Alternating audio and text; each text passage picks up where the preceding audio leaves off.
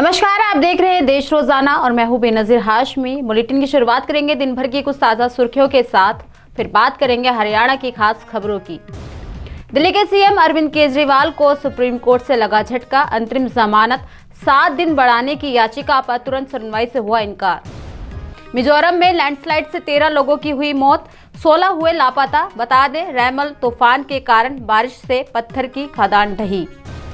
राम रहीम डेरा manager की हत्या के केस में हुआ बरी। हाईकोर्ट ने सीबीआई कोर्ट का फैसला रद्द किया। पत्रकार हत्याकांड और साध्वी रेप केस में जेल में रहेगा। हरियाणा का यूट्यूबर बॉबी कटारिया को किया गया गिरफ्तार। सिंगापुर में युवकों को नौकरी के बहाने बंधक बनाया, उनके साथ मारपीट कर पासपोर्ट छीनने के लगे हैं आरोप। हिमाचल में प्रियंका गांधी ने दिया बड़ा बयान। हिमाचल को केंद्र से 1 रुपया नहीं मिला, साथ ही बोली आपदा से निकले तो सरकार गिराने की कोशिश की। पीएम खुद को देवता समझते हैं। चंडीगढ़ से बीएसपी उम्मीदवार डॉक्टर रितु सिंह हुई हादसे की शिकार। सिक्कों से तोल रहे थे कार्यकर्ता, इस दौरान बड़ा हादसा हो गया जिससे उनका सर फूट गया। दिल्ली से वाराणसी जा रही इंडिगो की फ्लाइट में बम की सूचना से मचा हड़कंप। टॉयलेट में मिले टिश्यू पेपर पर लिखी थी अफवाह वाली सूचना। पटना विश्वविद्यालय में हर्षराज हत्याकांड मामले में पुलिस की बड़ी कार्रवाई। आरोपी चंदन कुमार को किया गिरफ्तार। पुरानी रंजिश में घटना को दिया अंजाम।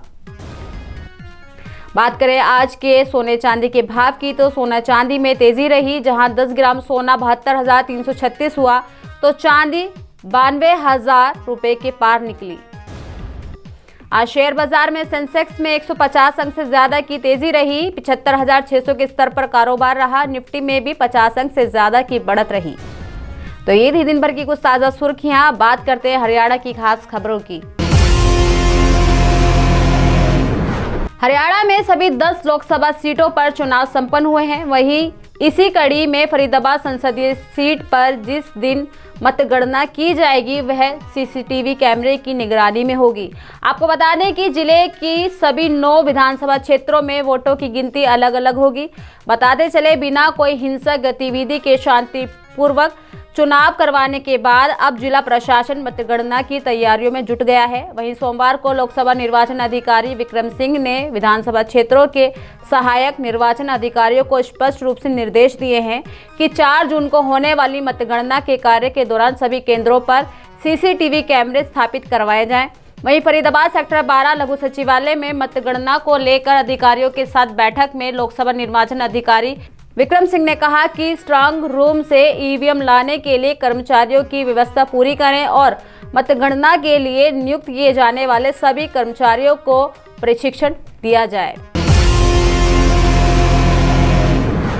इनेलो के पूर्व प्रदेश अध्यक्ष एवं पूर्व विधायक नफे सिंह राठी हत्याकांड में सीबीआई की ओर से मंगलवार को 7 नामजद आरोपितों से पूछताछ की जाएगी। दरअसल इसके लिए सीबीआई ने एफआईआर में नामजद सभी 7 आरोपितों को नोटिस दिया है।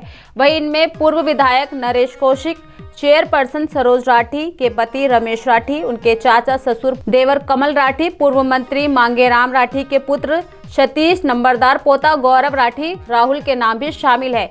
वहीं बहादुरगढ़ के लोक निर्माण विभाग में सीबीआई की ओर से बनाए गए कैंप कार्यालय में इन 7 आरोपितों से बारी बारी से पूछताछ होगी। पूछताछ के लिए सीबीआई ने हत्याकांड से जुड़े प्रश्नों की लंबी फहरिस्त तैयार की हुई है। इन सभी प्रश्नों के जवाब सीबीआई इन 7 आरोपितों से मांगेगी। उधर इस मामले में गिरफ्तार आरोपितों से मिले लिंक के आधार पर जटवाड़ा निवासी मनीष राठी व मनोज राठी से भी सीबीआई की ओर से पूछताछ होगी।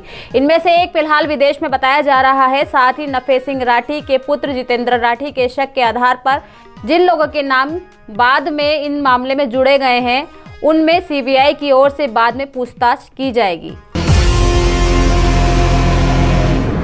डेरा प्रमुख राम रहीम को हाईकोर्ट से बड़ी राहत मिल गई है। रणजीत सिंह मर्डर केस में किया गया बरी। दरअसल रणजीत सिंह हत्याकांड में आरोपी गुरमीत राम रहीम सहित 4 अन्य लोगों को हाईकोर्ट ने दोषमुक्त करार कर दिया है। आपको बता दें कि पंचकुला की विशेष अदालत ने इस मामले में गुरमीत राम रहीम सहित अन्य 4 लोगों को दोषी करार करते हुए सजा का ऐलान किया था, जिसके बाद अब हाईकोर्ट ने पंचकुला की अदालत के फैसले को रद्द करते हुए उन्हें दोषमुक्त कर दिया है। दरअसल पंजाब एवं हरियाणा हाईकोर्ट ने इस मामले में विशेष सीबीआई अदालत द्वारा दिए गए फैसले को रद्द कर दिया और राम रहीम सहित 4 अन्य को बरी किया।